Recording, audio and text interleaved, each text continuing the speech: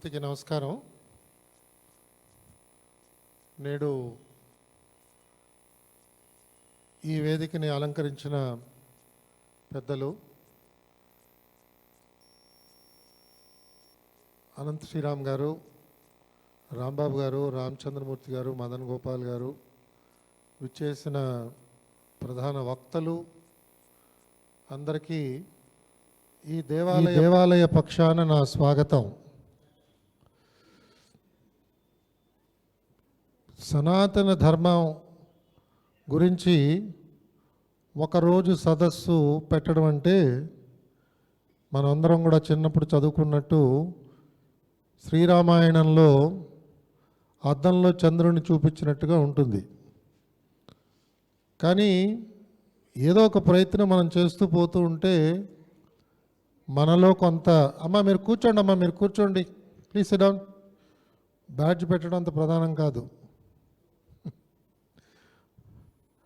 మనం ప్రయత్నం చేస్తూ పోతే మనలో చాలామందికి ఉత్సాహం బయలుదేరి విషయాలు చదవడం ప్రారంభిస్తాం. ఇవాళ చాలామందికి నాకు కనిపిస్తున్నది అతి కష్టం మీద ఈనాడు పేపర్ మాత్రం చదవగలుగుతున్నారు. ఈనాడు కూడా పూర్తిగా చదవరు, అక్కడక్కడ చూస్తారు, అంతేగాని పూర్తిగా చదివే ఓపిక ఎవరికి లేదు. అది మన దుస్థితి. కానీ గంటల తరబడి టీవీ ముందు కూర్చుని గడుపుతాం. చెత్త ఈ ప్రోగ్రామ్స్ అన్నీ కూడా ఫాలో అవుతాం. మనని నిందించేవాడు ఎవడు లేడు కాబట్టి మన ఇష్టమే. ఈ విధంగా చేయడం వల్ల విషయ పరిజ్ఞానం పెరగట్లేదు. విషయ పరిజ్ఞానం పెరగకపోతే మనం అజ్ఞానంలో ఉన్నాం, పర్వాలేదు, దానికే ఉంది. మనతో పాటు చాలా మూగజీవులు కూడా ఉన్నాయి, దాంట్లో ప్రమాదం లేదనుకుంటే ఎవడైనా మన పక్కనే కూర్చుని సనాతన ధర్మం గురించి ఏదైనా మాట్లాడినా, ఎదురుకుండా చర్చిస్తున్నా, ధైర్యంగా వాడికి ఒక విషయం చెప్పడానికి మనం ఎవరం కూడా ముందుకు రావట్లేదు. ఎందుకంటే మనకు తెలియదు కాబట్టి. మనలో కొంతమంది ఈ మధ్యకాలంలో మూర్ఖంగా యుద్ధానికి వెళ్తున్నారు. అది ఒక రకంగా మంచిదే, కానీ దానివల్ల ప్రయోజనాలు మనకు ఉండవు. హిందూ సమాజం ముందు నుంచి కూడా ఒక రకమైన పరిజ్ఞానంతో, జాగృతతో, చైతన్యవంతంగా జీవనాన్ని సాగించిన సమాజం. ఇవాళ చైతన్యం కొరవడుతున్నది. మరి అనుగ్రహంతో అనేక మంది గురువులు విశేషమైన కృషి చేస్తున్నారు. ఒక్కొక్క సంగతి మనం చూస్తే పుంకాలుగా రాస్తున్నారు, గ్రంథాలు రచించారు, గంటల కొద్దీ వీడియో రికార్డింగ్స్ ఉన్నాయి. మనకు అవేవి వినటానికి టైం లేదు, చదవటానికి అంతకంటే లేదు. మరి ఎలా మనం మన జాతిని మనందరం కూడా ఎలా కాపాడుకుంటాం? చరిత్రలో వెనక్కి వెళ్ళి చూస్తే సోమనాథ దేవాలయం దగ్గర నుంచి ఎందుకు ఈ విధ్వంసం జరిగింది అంటే, ఆ పక్కనే ఆ బిల్డింగ్ పగలు కొడుతుంటే ఎందుకు పాల్గొట్టున్నారో మనకెందుకు, నా బిల్డింగ్ పాల్గొట్టట్లేదు కదా అని మనం ఎవరం కూడా పోయి చూడటం కూడా చేయట్లేదు. ఉదాహరణకి ఇవాళ సమాజంలో తిరుమలలో జరుగుతున్న లడ్డు వ్యవహారం, నేను షాక్ అయిపోయాను.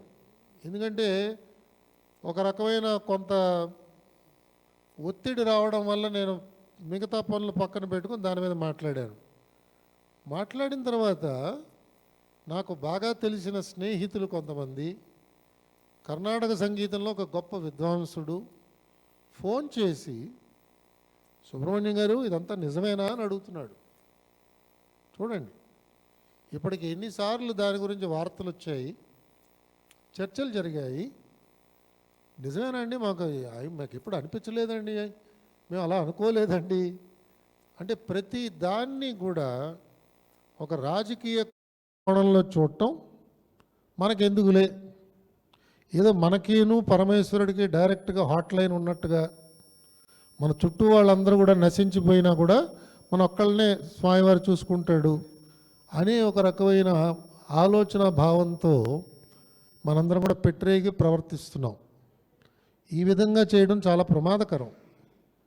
మనందరం కూడా బాధ్యత తీసుకోవాలి. మనం ఎవరితో కూడా కర్రలు కటారాలు తీసుకెళ్ళి యుద్ధం చెప్పట్లేదు. మనం ప్రతిఘటించాలి, మనం మాట్లాడాలి. మన వ్యవహారాల్లో ఎవరైనా జోక్యం చేసుకుంటే మీరు జోక్యం చేసుకోవాల్సిన అవసరం లేదు, మా వ్యవహారం మేము సర్దుకుంటాం.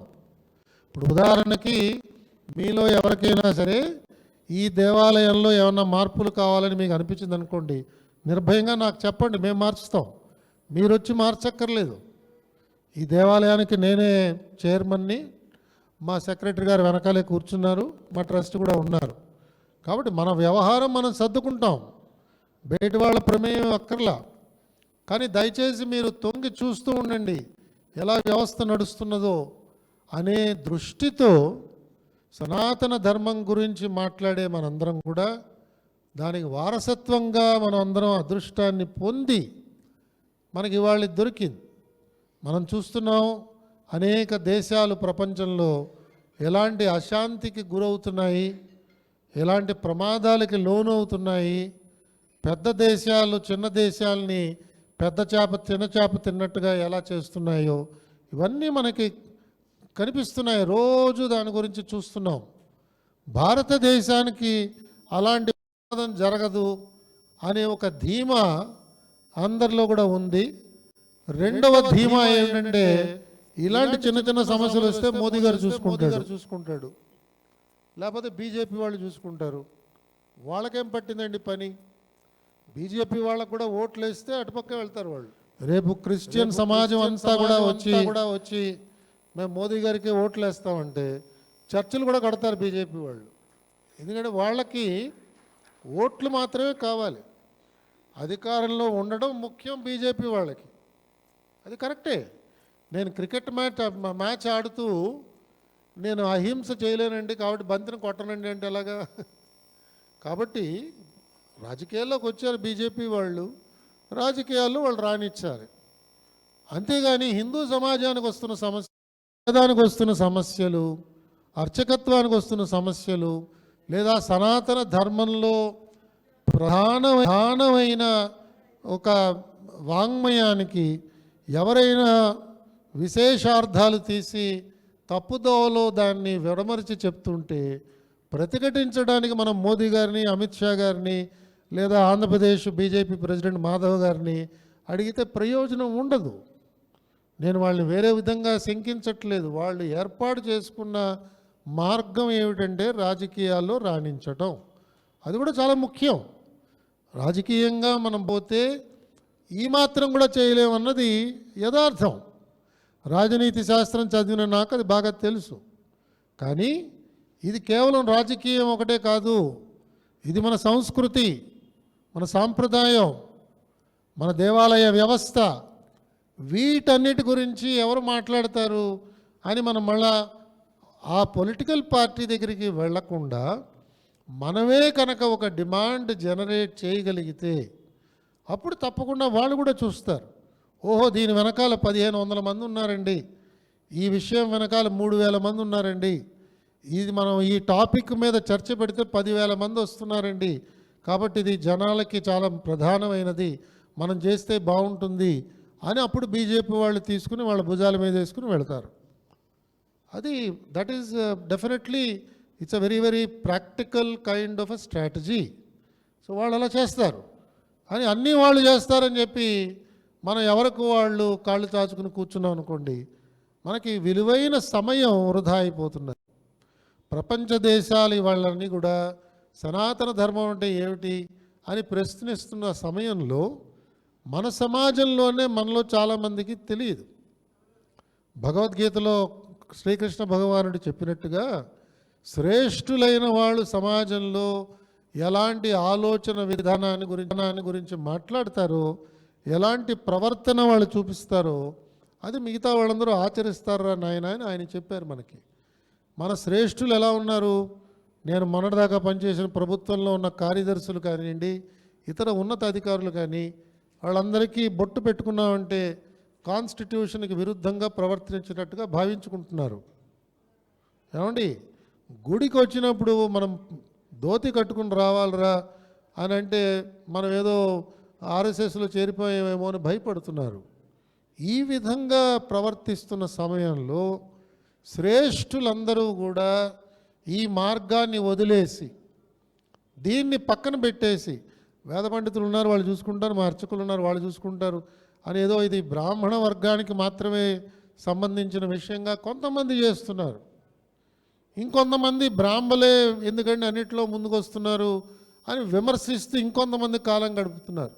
సో మనలో మనమే ఈ విధంగా ఎంగేజ్ చేసుకుంటూ ఒకళ్ళనొకళ్ళు నిందించుకుంటూ చక్కగా క్షేత్రాన్నంతా వదిలేసి మనం మూలకి వెళ్ళి అక్కడ కబడ్డీ ఆడుకుంటున్నాం. మనం తిరిగి వెనక్కి చూసేటప్పటికి మనకున్న క్షేత్రాలన్నీ కూడా పోతున్నాయి. కాబట్టి మనందరం కూడా రాంబాబు గారి యొక్క మంచి సంకల్పాన్ని, వారిని వారి మిత్ర బృందాన్ని అభినందిస్తూ, స్కందగిరి దేవాలయం పక్షాన ఇలాంటి సదస్సులు మీరు ఎప్పుడు పెట్టుకున్నా కూడా మా హాల్ మీకు ఇవ్వడానికి మేము సిద్ధంగా ఉన్నాం. కంచి స్వామివారు శ్రీ శ్రీ శ్రీ శంకర విజయేంద్ర సరస్వతి స్వామివారు అమోఘమైన ఆలోచనలు చేస్తున్నారు సనాతన ధర్మం గురించి. వారి యొక్క అనుగ్రహంతో ఒక 2 వారాల క్రితం మేము శ్రీ పంచమి రోజు నాడు భద్రకా కాలేజీలో హిందూ చారిటబుల్ మేనేజ్మెంట్ కోర్స్ అని చెప్పి మన చారిటబుల్ ఆర్గనైజేషన్స్ని ఎలా మేనేజ్ చేయాలి అనే ఒక సర్టిఫికేట్ కోర్స్ ప్రోగ్రామ్ని కూడా స్టార్ట్ చేయడం జరిగింది. అది సుమారు జూన్ నెలాఖరికి కోర్స్ అవుతుంది. ఈ కోర్స్ పెడుతున్నాము అని చెప్పి కేవలం మన వాట్సాప్ గ్రూప్స్లో కొంతమందికి పంపిస్తే ఒక 70 మంది దానికి ఎన్రోల్ అయ్యారు. ఇవాళ దాని గురించి ఎంత మంచి ఉత్సాహం బయలుదేరిందంటే మా సభ్యులందరికీ కూడా బెంగళూరు నుంచి ప్రతి వారం నేను పాఠాలకు వస్తానండి, నాకు అనుమతి ఇవ్వండి. మెడ్రాస్ నుంచి ప్రతి వారం శనివారం నాడు వచ్చి నేను పాఠాలు వింటానండి, మాకు దయచేసి అనుమతి కల్పించండి అని కూడా అడుగుతున్నారు. అండ్ స్వామివారు నిన్న కాక మొన్న శ్రీకార్యం వారి ద్వారా నాకు కబురు పంపించి ఏం చెప్పారంటే ఢిల్లీలో, బాంబేలో, మెడ్రాస్లో, బెంగళూరులో ఈ కోర్సులన్నీ త్వరగా ప్రారంభించాలి అని చెప్పారు. స్వామివారి యొక్క అద్భుతమైన సంకల్పం ఎలాంటి దైవానుగ్రహాన్ని ఆకర్షిస్తుందో చెప్పడానికి మచ్చు తునకగా ఒక చిన్న ఉదాహరణ చెప్తున్నాను. మనకి స్వామి దయానంద సరస్వతి స్వామివారు 2013లో సుప్రీంకోర్టులో ఒక పిటిషన్ ఫైల్ చేశారు. రాజ్యాంగ విరుద్ధంగా ఉన్నది ఈ ఏర్పాటు, హిందూ దేవాలయాలు మాత్రమే ప్రభుత్వ ఆధీనంలోకి ఎందుకు పెడుతున్నాయి, ఇతర దేవాలయాలు వారు చూసుకుంటున్నారు కదా, ఇది రాజ్యాంగ విరుద్ధమైనది, దేవాలయాలను మీరు వెంటనే ప్రభుత్వ ఆధీనం నుంచే తప్పించాలి, ఒకవేళ ప్రభుత్వ ఆధీనంలోనే దేవాలయాలు నడవాలి అని మీరు కనుక తీర్మానం చేస్తే అప్పుడు రాజ్యాంగాన్ని హిందూ రాష్ట్రం కింద డిక్లేర్ చేయండి అని ఆయన పిటిషన్ ఫైల్ చేశారు. 2015లో వారు శివైక్యం చెందారు. దాని తర్వాత స్వామి పరమార్థానంద అని చెప్పి రాజ్కోట్లో వారి ఆశ్రమం ఉన్నది, వారు అంతేవాసి, వారు దాన్ని చూస్తున్నారు సుప్రీంకోర్టులో. ఏప్రిల్ 1, 2025 ఈ కోర్టు సుప్రీంకోర్టులో ఈ కేసు వచ్చింది. వచ్చినప్పుడు 2 సభ్యులున్న సుప్రీంకోర్టు బెంచ్ దీన్ని తిరస్కరించి ఇది మేము చూసే విషయం కాదు, మీరు మీ హైకోర్ట్స్కి వెళ్ళి మీరు దాని దగ్గర వాదించుకోండి, మేము ఎలా చూడగలుగుతాం, ఒక్కొక్క రాష్ట్రంలో ఒక పద్ధతి ఉన్నది అని దాన్ని తిరస్కరించి వెనక్కి పంపించేశారు. మేమందరం కూడా చాలా డిసప్పాయింట్ అయ్యాం. అలాంటి తరుణంలో ఈ కోర్సు పెట్టి చారిటీ మేనేజ్మెంట్ అంటున్నారు కంచి స్వామివారు, ఇది ఎంతవరకు పనికొస్తుంది ఏమిటి అని నాలాంటి వాడు లోపల అనుమానపడుతున్న తరుణంలో మేము శ్రీ పంచమి నాడు ఈ కోర్సు ప్రారంభించాం. 28వ తారీఖు నాడు సుప్రీంకోర్టు మళ్ళా అదే వాద్యాన్ని తీసుకుని దీన్ని వాదనలు చేయండి అని చెప్పింది. చూడండి ఎంత గమ్మత్తుగా జరుగుతాయో. అంత గొప్ప తపస్సున్న గురువులు మనకి సమాజంలో ఉన్నారు. ఒక చిన్న ఎగ్జాంపుల్ మాత్రం నేను చెప్తున్నాను. కాబట్టి అలాంటి జగద్గురువులందరూ కూడా శృంగేరి స్వామివారు కానీ, కంచి స్వామి వారు కానీ, పుష్పగిరి పీఠాధిపతి వారు కానీ అనేక మంది సనాతన ధర్మం గురించి అహర్నిశలు కృషి చేస్తున్నారు. మన అందరం ఏమిటంటే ఎంతసేపు వారి దగ్గరికి వెళ్ళి తీర్థం తీసుకుని విభూతిని పెట్టేసుకుని ఆయన ఆశీస్సులు ఇచ్చారు, ఇంకా చాలు, మనం చేయవలసింది ఇంకేం లేదు, పని అయిపోయింది, సంవత్సరానికి ఒకసారి సత్యనారాయణ వ్రతం ఇంట్లో చేస్తే అయిపోయింది అని అనుకుని మిగతా సమయాల్లో దీని గురించి మనం ఎవరం కూడా కొంత సమయాన్ని, కొంత ఆదాయాన్ని, కొంత పలుకుబడిని దీని గురించి మనం ఖర్చు పెట్టలేకపోతున్నాం. అందుకని దయచేసి వినమ్రతతో నేను అంటున్నాను, ఇవాళ అనేక మంది మంచి వక్తలు వచ్చారు, ఆల్రెడీ వాళ్ళందరూ ఇక్కడ ఉన్నారు. వాళ్ళకున్న అపారమైన అనుభవంతో అనేక విషయాలు చెప్తారు. దాన్ని మనం జాగ్రత్తగా గమనించి విషయాల్ని తెలుసుకుని వారు రాసిన గ్రంథాలు ఇంకా మిగతా గ్రంథాలను కూడా జాగ్రత్తగా చదివి విషయాల్ని మనం బాగా తెలుసుకుని మన కుటుంబంలో మన పిల్లలకి, మన బంధువులకి, మనందరం కూడా ఇవాళ మన గోత్రనామాలతో ఉన్న కుటుంబాలన్నీ కలుస్తున్నాం ఈ మధ్యకాలంలో. అదొక మంచి సాంప్రదాయం పెరుగుతోంది మన సమాజంలో. అలాంటిది ఏదో సమావేశాలన్నీ జాగ్రత్తగా త్వరగా పెట్టి వచ్చిన వాళ్ళందరికీ బజ్జీ, టీ, కాఫీ ఏదో ఇచ్చి తెలుసుకున్న విషయాలు దయచేసి వాళ్ళందరికీ పంచుకోండి. వాళ్ళ మనం పితృకార్యాలు చేయడానికి వెనకాడుతున్నాం, మన గోత్రనామాలు మర్చిపోతున్నాం. ఎవరండి మీ తాతగారి పేరు చెప్పండి అంటే తెలియట్లేదు, మీ ఋషి సాంప్రదాయం ఏమిటండి అంటే తెలియటం లేదు.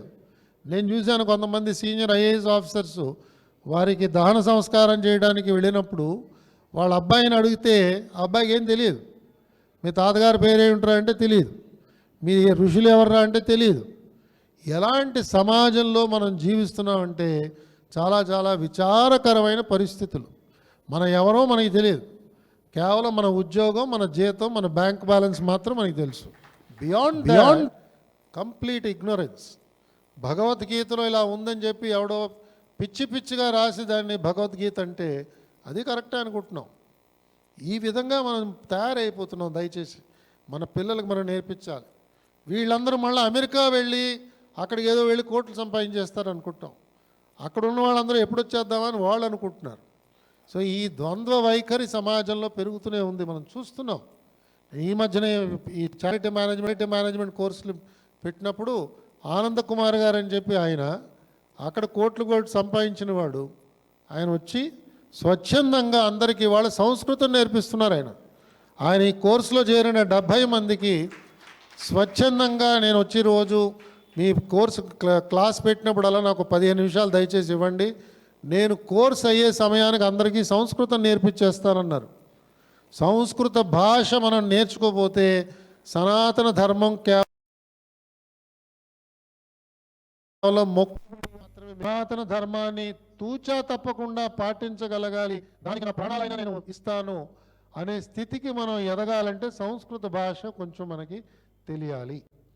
ఆ దురదృష్టవశాత్తు భారతదేశానికి స్వాతంత్రం వచ్చిన సమయంలో మనకున్న మంత్రులు కానీ, ప్రధానమంత్రులు కానీ, రాష్ట్రంలో మంత్రులు కానీ వీళ్ళెవరూ దాని గురించి ఆలోచన చేయలేకపోయారు. వాళ్ళ ముందు మిగతా పంచవర్ష తాండవం చేసే కాబట్టి దాంట్లో వెళ్ళిపోయారు వాళ్ళందరూ. కాబట్టి ఇవాళ ఇవన్నీ కూడా చేయాల్సి వస్తుంది. ఇవాళ ఈ దేవాలయ ప్రాంగణంలో మా సెక్రటరీ గారు ఇక్కడే ఉన్నారు, కృష్ణన్ గారు, ఆయన సంస్కృతం ఉచితంగా అందరికీ నేర్పిస్తున్నారు. సుమారుగా 30 మంది ఎన్రోల్ అయ్యారు ఒక బ్యాచ్లో, రెండో బ్యాచ్ కూడా మేము సిద్ధమై చేస్తున్నాం. అంతేకాకుండా దేవాలయంలో తప్పకుండా ఒక ఆధ్యాత్మిక గ్రంథాలయం ఉండాలని చెప్పి మన వాళ్ళు చెప్తూ వచ్చారు. ఇక్కడ కూడా మేము ఒక గ్రంథాలయాన్ని ప్రారంభించాం. ఇవన్నీ మనం ప్రతి చోట మనం వీటిని కాపీ చేసి ఎమ్యులేట్ చేసి మనం మన సమాజాన్ని పటిష్టం చేద్దామనే ఒక చిన్న ఉద్దేశంతో మీకు ఇవన్నీ చెప్పడం జరిగింది. వేరే అన్యదా భావించకండి. అనేక మంది వక్తలు ఇవాళ విచ్చేసిన ఈ సదస్సులో నేను కూడా పాల్గొనడానికి అవకాశం ఇచ్చిన మిత్రుడు రాంబాబు గారికి మీ అందరికీ నా కృతజ్ఞతల్ని నేను మరొకసారి సమర్పించుకుంటూ మీ దగ్గర సెలవు తీసుకుంటాను. స్వస్తి.